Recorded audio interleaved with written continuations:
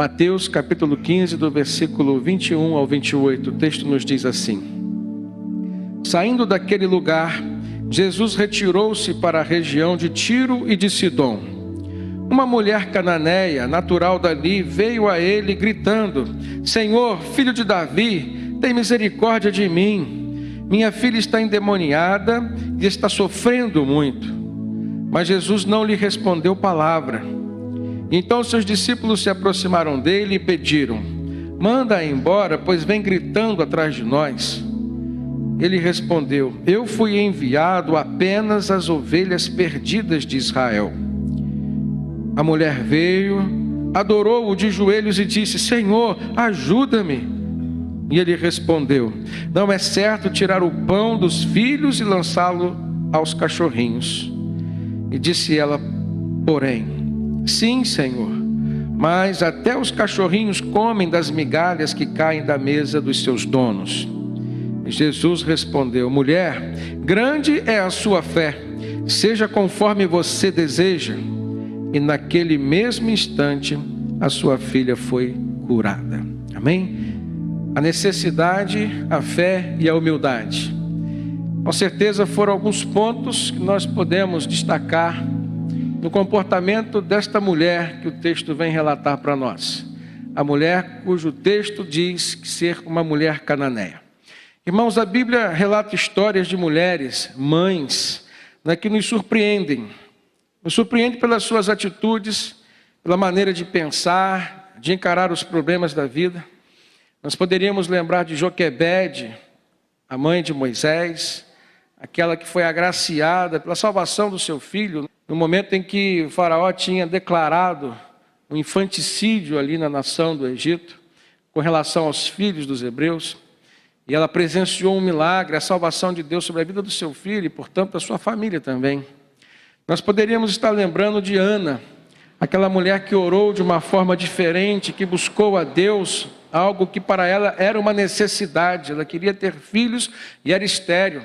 E a Bíblia relata no livro de Samuel, o seu próprio filho, que quando Deus ouviu aquela oração, ele então mudou o seu coração e agraciou aquela mulher. Ela pôde ser mãe, e ser mãe não só de uma criança comum, mas do menino Samuel, que desde criança já servia ao Senhor e veio a se tornar esse grande ícone do Antigo Testamento, sacerdote, profeta, juiz. Era alguém que realmente pôde marcar sua geração. Nós poderíamos lembrar de Maria, mãe de Jesus. Essa a gente tem que dar um destaque muito especial, porque foi escolhida por Deus para ser a mãe do seu filho aqui na terra. A mulher que com sabedoria divina soube edificar o seu lar, e sob a proteção de Deus, pôde criar o seu filho e ver o cumprimento do desejo de Deus para ele, acontecendo em sua vida, apesar de todos os percalços que desde a gestação ela e seu marido José tiveram que enfrentar. Mas esse texto que nós acabamos de ler em Mateus 15 vem falar de uma mulher diferente. Ela não tem um nome, a Bíblia não relata seu nome. Ela vai lutar por uma filha que a Bíblia também não fala quem é. Mas a Bíblia diz algumas características sobre ela. E poucas características, mas ressalta muito de suas atitudes. Dá um destaque à maneira, por exemplo, como ela procurou Jesus, a maneira como ela dialogou com Jesus, a maneira como ela se portou diante de Jesus, o que ela demonstrou saber acerca de Jesus, aliás, acerca de si mesmo também. Então a gente pode aprender muito com esta mulher. E o que o texto nos fala sobre ela? Diz que ela era uma mulher grega, cirofenícia de origem, e isso nós podemos encontrar no Evangelho de Marcos, no capítulo 7, um outro texto da Bíblia que faz alusão a esta passagem. Mas nesse texto aqui de Mateus, nós vemos que ela era da região de Tiro e Sidom, uma região que ficava ao norte da terra de Canaã. Por que o texto faz questão de dizer que ela era uma mulher cananeia? Aliás, uma das poucas informações que o texto traz sobre ela. A cidade de Tiro e Sidom, onde Jesus tinha acabado de chegar, elas estavam localizadas na Fenícia, atualmente é o Líbano que está lá, que que fica ao norte da Galileia, justamente onde era a terra de Canaã. Desde os dias de Pompeu, aliás, 64 a.C., a Fenícia estava anexada ao território da Síria. E a Bíblia fala algo muito especial com relação àquela região. Foi a região onde Noé desceu de sua arca, aonde após o dilúvio ele fez a sua primeira plantação, onde ele colheu do fruto da terra que Deus lhe dera, e ele tomou um vinho e, mediante a sua embriaguez, ele fez algo muito insano, e que aquele tempo, naquela cultura, né, era algo que lhe traria muita vergonha, lhe traria algum problema. A Bíblia diz lá em Gênesis capítulo 9, é o texto que relata esse contexto, né, do início de Canaã, que quando Noé se embriagou, ele ficou nu dentro da sua tenda. Ele tinha 3 filhos, Sem, Cã e Jafé. E um dos seus filhos, o caçula, Cã, o olhou e relatou para os seus 2 irmãos. O texto não fala da forma como ele relatou, os detalhes, a ênfase, mas provavelmente foi de uma forma meio que escarnecendo do seu pai. Tanto que quando seu pai retomou a sua lucidez, ficou sóbrio, os seus outros filhos lhe contaram o que acontecera e Noé ficou de uma certa forma muito irado. E o texto diz que ele amaldiçoou não somente Cã, mas especificamente o seu filho, que veio a ser o patriarca da nação de Canaã, aquele território. Ele diz assim: maldito seja Canaã, escravo de escravos será para os seus irmãos. E disse ainda: bendito seja o Senhor, o Deus de Sem, e seja Canaã o seu escravo. Aquela mulher era cananeia. E ela trazia consigo conhecimento acerca dessa maldição lançada por Noé. E é importante nós hoje pensarmos, quando estamos aplicando o texto na nossa vida, qual comportamento nós teríamos se soubéssemos de algum tipo de maldição que tivesse sido lançada sobre nós ou contra nós, ou sobre a região que nós estamos vivendo, ou sobre a família a qual nós pertencemos. Eu creio que um desconforto muito grande haveria de tomar conta do nosso pensamento. Uma espécie de ansiedade por uma solução seria algo que estaria norteando as nossas atitudes. O texto de Isaías, do profeta Isaías, fala que Jesus Cristo, enquanto Messias, ele haveria de vir e levaria sobre si as nossas dores, as nossas enfermidades, as nossas maldições. O livro do profeta Ezequiel, no capítulo 18, fala sobre a maneira como Deus haveria de enxergar a questão das maldições e que a partir dali ele já não haveria mais de castigar os filhos por causa dos pecados dos seus pais. Mas as Escrituras apontam para Cristo. Quando que uma vez encontramos com Jesus, entregamos a nossa vida a Ele, o aceitamos, ou seja, experimentamos esse processo de conversão, todo e qualquer tipo de maldição que estava lançado contra nós ou contra alguma coisa que envolve a nossa vida, seria quebrada. O apóstolo Paulo vem doutrinar essa questão quando ele escreve aos Gálatas no capítulo 3 da sua carta. Ele diz: Cristo nos resgatou da maldição da lei, fazendo-nos maldição por nós, porque está escrito: maldito todo aquele que for pendurado no madeiro. Mas para que a bênção de Abraão chegasse aos gentios por Jesus Cristo e para que, pela fé, nós recebamos a promessa do Espírito Santo. Preste atenção nesse último verso. Para que a bênção de Abraão chegasse aos gentios por Jesus Cristo. Quando nós vemos o apóstolo Paulo doutrinando essa questão da quebra de maldição em Jesus Cristo, nós começamos a compreender que é o porquê que no texto, tanto de Marcos quanto de Mateus, faz-se questão de dizer que ela era uma mulher cananeia. Ou seja, que havia uma maldição sobre ela. E em Jesus Cristo aquela maldição poderia ser quebrada. Somente em Jesus Cristo.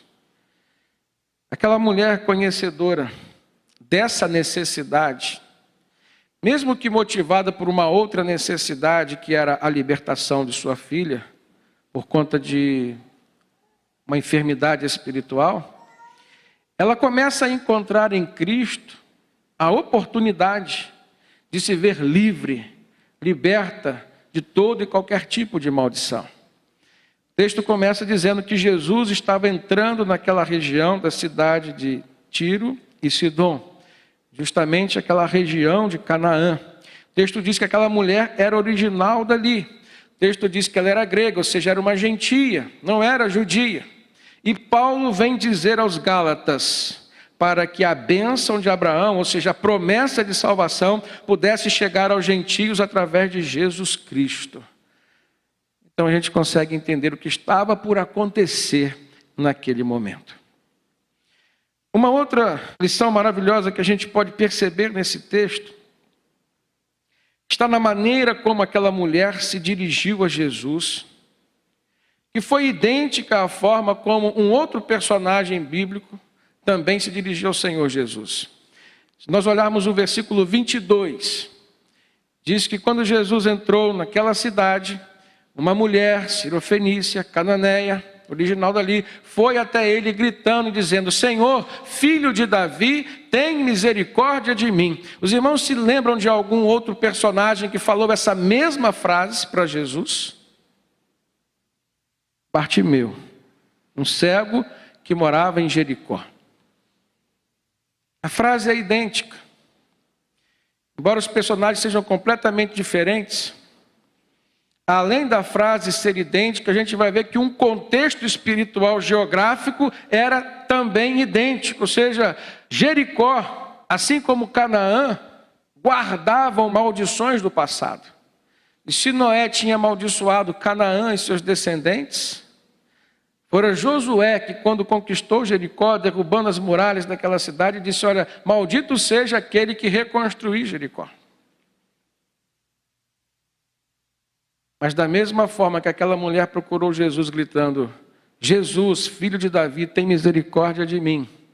Quando Jesus estava chegando a Jericó, havia ali um cego, mendigo, chamado Bartimeu, que também foi a Jesus gritando: Jesus, filho de Davi, tem misericórdia de mim. Jesus curou Bartimeu, cumprindo as profecias, que por onde Jesus entrasse, aonde ele fosse, a partir da sua vinda, nós podemos aplicar isso ao nosso coração hoje. No coração onde Jesus entrar, todo tipo e qualquer outro tipo de maldição será quebrado. Jesus quebrou a maldição que estava sobre Canaã, quando ele perdoou os pecados daquela mulher, quando ele atendeu o seu pedido. Mas Jesus também perdoou os pecados de Bartimeu, quebrando a maldição que estava sobre Jericó. E aquela entrada de Jesus em Jericó, ela foi algo que marcou a vida daquela cidade. Se nós olharmos Lucas 18, nós vamos ver que Jesus entra curando o cego Bartimeu. Se olharmos Lucas 19, nós vamos ver que Jesus, dentro da cidade de Jericó, salvou o publicano Zaqueu.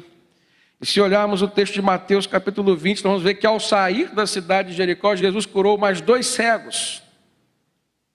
Então ele quebra a maldição na entrada, ele quebra a maldição durante a sua estada lá, ele quebra a maldição durante a saída. E o que tem a ver Jesus em Jericó com Jesus em Canaã, na região de Tiro e Sidom, o milagre que aconteceu tanto na vida de Bartimeu quanto na vida daquela mulher está relacionado à fé, ao reconhecimento que ambos tiveram acerca da identidade de Jesus. Quando alguém naquele tempo dizia filho de Davi, ele estava reconhecendo publicamente Jesus como sendo o Messias, o Filho de Deus, porque toda a profecia apontava para o Messias vindo da descendência de Davi. E quando ele dizia, tem misericórdia de mim, ele estava assumindo a sua condição de pecador. E ele estava falando isso para Jesus, ou seja, o Filho de Deus encarnado, o Messias que já estava entre eles. Que maravilha, irmãos. E hoje, o reino espiritual continua trabalhando. E é possível que muitas pessoas que ainda não se encontraram com Jesus, que ainda não abriram seu coração para Jesus, possam estar ainda debaixo de algum tipo de maldição que ainda nem conhecem.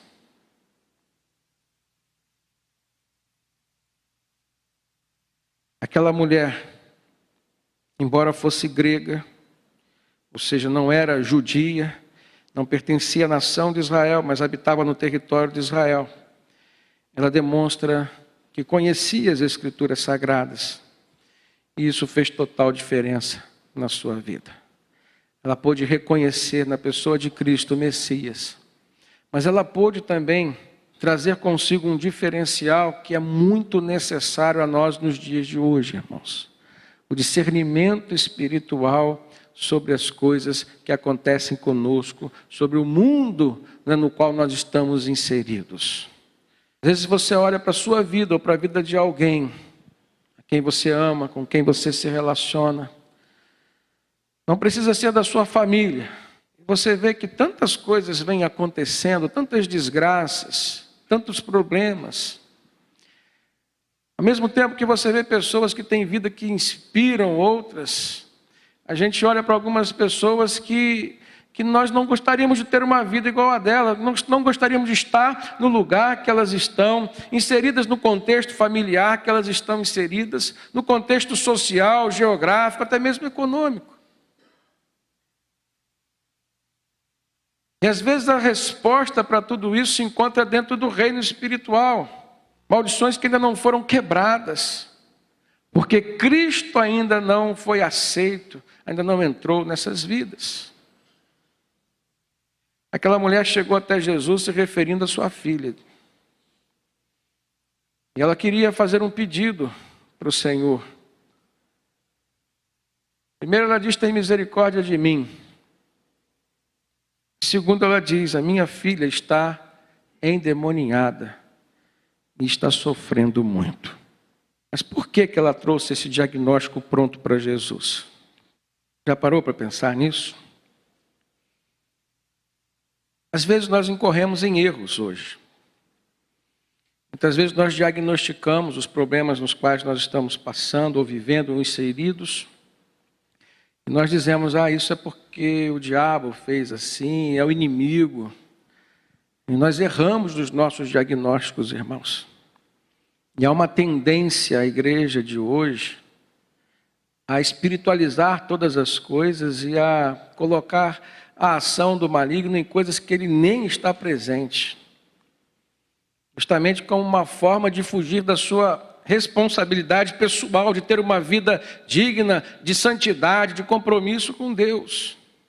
É você mesmo, com as suas mazelas espirituais, com a sua falta de compromisso com Deus, e muitas vezes completamente aberto a qualquer tipo de proposta pecaminosa que venha de fora para dentro. Mas aquela mulher trouxe uma certeza: minha filha está endemoniada e está sofrendo muito. Tenho certeza que esse discernimento vem pelo seu conhecimento da palavra, das Escrituras. A gente já percebe o fato de ela ter buscado a Cristo, porque conhecia pelo menos a profecia de Isaías. Mas o fato dela dizer está endemoniada dava a ela um destaque de alguém que tinha intimidade com Deus, alguém que tinha discernimento, pelo menos discernimento do reino espiritual. Eu vejo o apóstolo Paulo, quando escreveu ao jovem Timóteo, na sua segunda carta, capítulo 4, se você quiser abrir sua Bíblia, uma preocupação. Aqui eu não vejo só o apóstolo Paulo, eu vejo um profeta falando, porque aquilo que ele estava alertando Timóteo com relação àquele tempo e dias próximos que haveriam de chegar, é algo que ainda perdura até os dias de hoje. Olha o que Paulo diz para Timóteo: pois virá o tempo em que não suportarão a sã doutrina, pelo contrário, sentindo coceira nos seus ouvidos, segundo os seus próprios desejos, juntarão mestres para si mesmos. Eles se recusarão a dar ouvidos à verdade, voltando-se para mitos.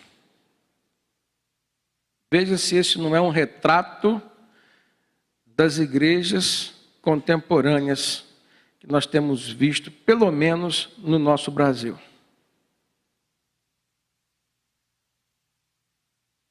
Muita gente buscando uma igreja que possa acatar e atender aos seus anseios pessoais. Muita gente querendo usar a Bíblia para satisfazer, corroborar tudo aquilo que é pensamento pessoal. É como se elas rasgassem algumas páginas da Bíblia e quisessem usar outras tão somente. Por quê? Como disse o apóstolo Paulo, sentem coceira nos seus ouvidos, segundo os seus próprios desejos, estão juntando mestres para si mesmos. Por quê? Porque querem ouvir um evangelho que somente satisfaça os seus pensamentos, que só concorde com aquilo que elas concordam. Quando nós vemos que o evangelho verdadeiro, que reflete o caráter de Cristo, é o evangelho confrontador.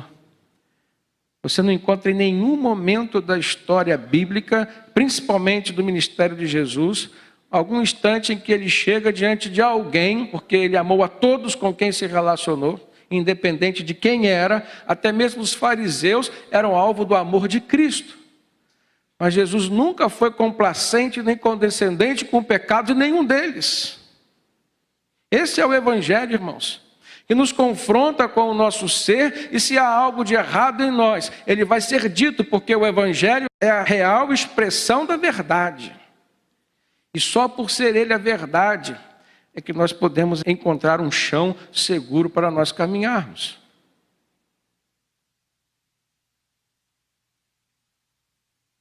Nós vemos hoje pessoas que estão focando a sua espiritualidade, entre aspas, para mitos. Que respaldo bíblico elas têm para a doutrina que elas estão criando, pregando e ajuntando pessoas fiéis, por exemplo. Isso já foi alertado pelo apóstolo Paulo. E se aquela mulher cananeia não tivesse conhecimento das Escrituras Sagradas, ela não teria saído da sua zona de conforto e ter ido até Jesus e ter enfrentado o que enfrentou. Nós vamos ver agora o que ela enfrentou quando encontrou Jesus. E a forma como ela perseverou na presença de Jesus até que Jesus fez aquilo que ela precisava receber e ver acontecer na sua vida.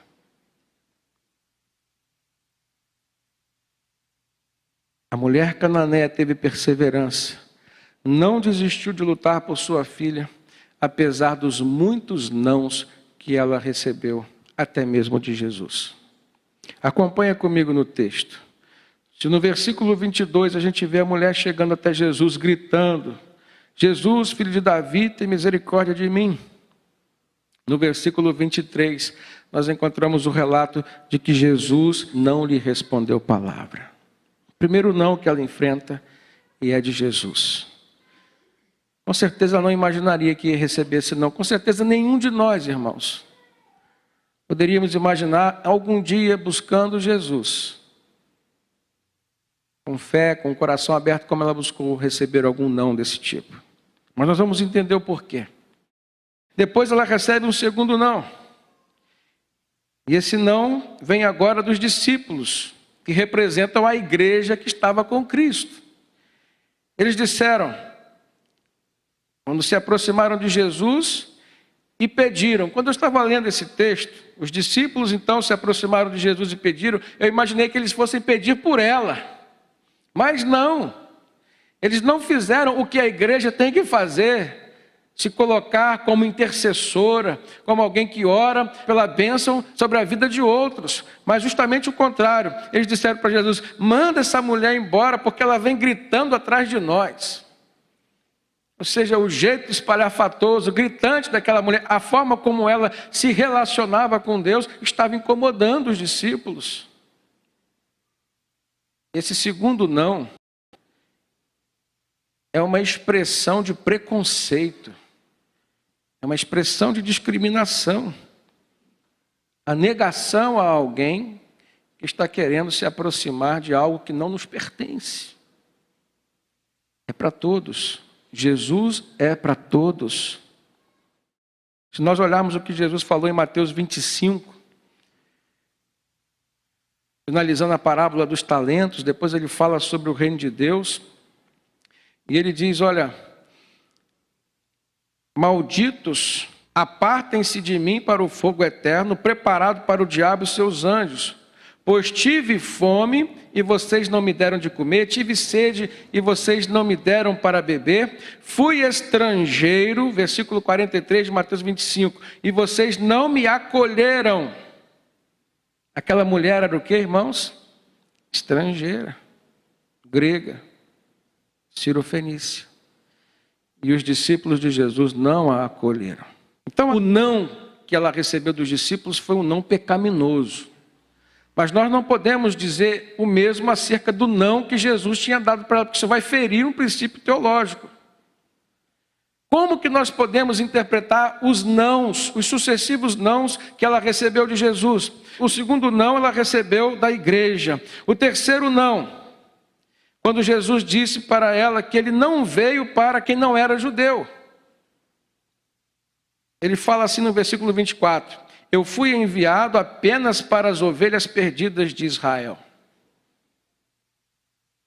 A única forma como nós podemos enxergar os nãos de Jesus diz respeito a uma maneira que ele estava provando a fé daquela mulher. O primeiro não, além de provar a fé, está provando a paciência dela, a sua resiliência, a maneira de resistir às dificuldades que se encontram no caminho. Como que nós temos reagido, irmãos? Essa mulher dá lição para nós hoje. Quantos cristãos estão desistindo da sua caminhada com Cristo? Ela não olhou para os erros da igreja, preste atenção. Quantas pessoas entram aqui e enxergam outros assim, eu não vou ficar nesse lugar porque aqui tem essa e essa pessoa. Como se a igreja fosse o céu. A gente interpreta, aliás, a Bíblia nos ensina isso na parábola do bom samaritano. A igreja precisa ser vista como um hospital. Agora você vai focar a sua fé em pessoas ou você vai focar a sua fé em Cristo? Aquela mulher venceu mais essa dificuldade. Não foi o mau testemunho dos discípulos que impediu que ela continuasse na presença de Cristo. Terceiro não. Jesus disse, eu fui enviado apenas para as ovelhas perdidas de Israel. Foi uma provação com relação à sua humildade. Se ela se achava uma pessoa muito importante, ela desistiria ali, mas ela sabia que era cananeia, que ela precisava de Cristo, que realmente havia maldição sobre a vida dela, que precisava ser quebrada e que só Jesus poderia quebrar. Aí então ela reage diante desse terceiro não de Jesus de uma forma diferente. Se a humildade que ele está querendo ver em mim, ele vai ver. Ela se ajoelhou, adorou de joelhos, diz o verso 25, e continuou dizendo, Senhor, ajuda-me. Era um clamor.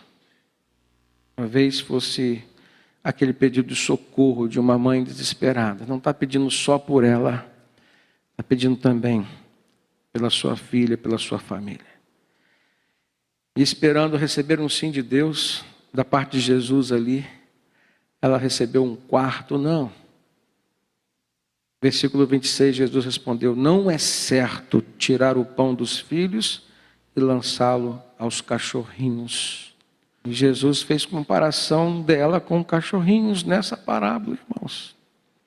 Não podemos enxergar isso e entender à luz de um país ocidental como nós vivemos, mas se nos remetermos ao seu contexto sociocultural, nós vamos ver que cachorro, cão, era um título que os judeus davam a qualquer pessoa que estava debaixo de maldição. Está aí mais uma vez a gente compreender que o diálogo fluía dentro dessa direção. Alguém que vinha trazendo maldição sobre a sua vida diante do Filho de Deus, que era o único que poderia quebrar essa maldição. E ela reconhece no versículo 27, diz, sim, Senhor, mas até os cachorrinhos comem das migalhas que caem da mesa dos seus donos. E aí ela passou pela prova. Jesus disse, mulher, grande é a sua fé, seja feito conforme você deseja. E naquele mesmo instante, diz o texto, a filha dela foi curada. Preste atenção que desde o primeiro não, aquela mulher estava debaixo de uma provação. Ela estava sendo provada por Jesus. E sabe o que o apóstolo Tiago diz, irmãos? Feliz é o homem que persevera na provação, porque depois de aprovado, ele receberá a coroa da vida que Deus prometeu àqueles que o amam. Então, muitas vezes nós queremos ver Deus resolvendo o problema que nós trazemos para Ele, mas não queremos nos expor para que Ele nos resolva, porque na maioria das vezes o problema somos nós, está em nós. E uma das grandes lições que a gente aprende nesse texto não está só na perseverança daquela mulher, não está só na sua fé, está na consciência da necessidade que ela tinha de receber o perdão do Senhor. Na forma como ela assumia os seus erros. Ela estava disposta a fazer aquilo que Jesus dissesse que era necessário ela fazer. Ela estava disposta a passar por todo e qualquer tipo de mudança que Jesus dissesse ser necessária sobre a vida dela. Porque ela estava debaixo de maldição e precisando da libertação de Deus. Não só ela, mas como a sua filha. E se nós olharmos no Evangelho de Marcos, no capítulo 7, que também se refere a esse texto, Jesus finaliza a história dizendo, por causa desta resposta, você já pode ir, porque o demônio já saiu da sua filha. No livro de Marcos, a gente compreende Jesus confirmando o diagnóstico que aquela mulher trouxe acerca da sua filha. De fato, ela estava debaixo de uma possessão demoníaca. Ela precisava da libertação de Jesus. Queridos, aquela mulher passou em todos os testes de provação aos quais Jesus a submeteu. Nós não devemos desistir, irmãos, diante de algumas negativas de Deus para as nossas orações. Quantas e quantas vezes nós oramos, falamos com Deus e desistimos de esperar uma resposta dele. Já mudamos de assunto, vira o dia, vira a página e a gente esquece de retomar assuntos que ficaram às vezes pendentes, porque Deus não respondeu na hora que nós queríamos que Ele respondesse, porque Deus não nos deu um sim e muitas vezes nos deu um não, mas o não de Deus muitas vezes tem significado de aguarde. O Senhor quer continuar o diálogo conosco, irmãos.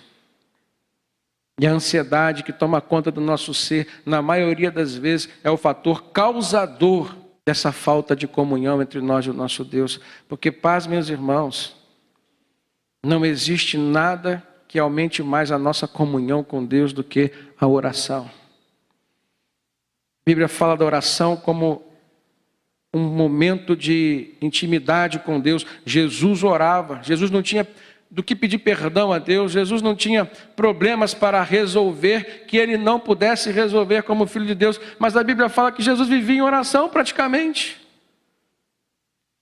A oração de Jesus era comunhão com o Pai. O apóstolo Paulo fala aos Efésios, capítulo 6, que oração é arma de guerra. Se você está vivendo uma batalha espiritual e se você já tem discernimento para identificar que o que está acontecendo na sua vida, na sua casa, na sua família, na vida de algum dos seus filhos, por exemplo, ou no seu casamento, é obra do maligno, então o que você precisa fazer é orar. Intensifique as suas orações, mas não deixe que a ansiedade venha impedir o fluir da graça e do Espírito Santo sobre sua vida. Quantas e quantas vezes nós interrompemos momentos maravilhosos que estamos vivendo na presença de Deus em oração, porque priorizamos outras coisas e não enxergamos que, conforme Jesus disse em Mateus 6,33, se buscarmos em primeiro lugar o reino de Deus e a sua justiça, todas as demais coisas nos serão acrescentadas. Praticamente todo cristão conhece esse texto, mas praticamente poucos cristãos aplicam esse texto na sua vida, principalmente nos momentos de oração. Se a oração foi a arma que a Bíblia nos ensina a aumentar nossa comunhão com Deus e nos dar a vitória em meio às batalhas espirituais, nós aprendemos na história dessa mulher Sírio-Fenícia, cananeia, que o conhecimento das Escrituras também se torna uma arma que nos dará a vitória. E foi justamente porque ela conhecia as Escrituras que ela conseguiu perseverar, continuar dialogando com Jesus da forma lúcida como ela dialogou.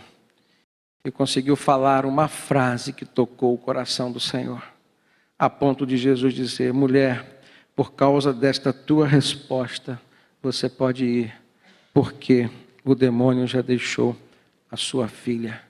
Ou seja, essa batalha espiritual eu já venci para você. Eu quero encerrar essa mensagem levando você a pensar sobre a sua vida, o contexto no qual você tem vivido hoje e o discernimento que você precisa ter com relação às coisas que são espirituais e aquelas que não são.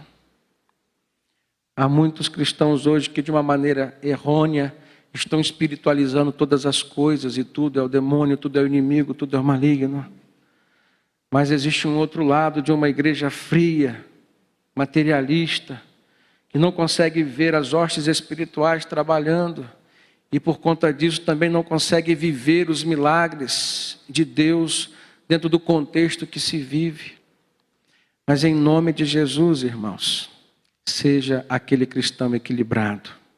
O apóstolo Paulo olhou para os cristãos e disse: Deus não vos deu um espírito de covardia, mas de amor, de poder e de equilíbrio ou moderação. E este é o viés pelo qual a igreja do Senhor Jesus precisa caminhar. Que o Espírito Santo venha trazer discernimento a você sobre o ambiente, sobre o momento em que você está vivendo. E que você seja capaz de ouvir a sua voz e de obedecê-la. E assim como aconteceu na vida daquela mulher, principalmente na vida da sua filha, por quem ela lutou, o perdão, a graça e a misericórdia de Jesus hão de chegar sobre você, sua casa e sua família também. Que Deus te abençoe.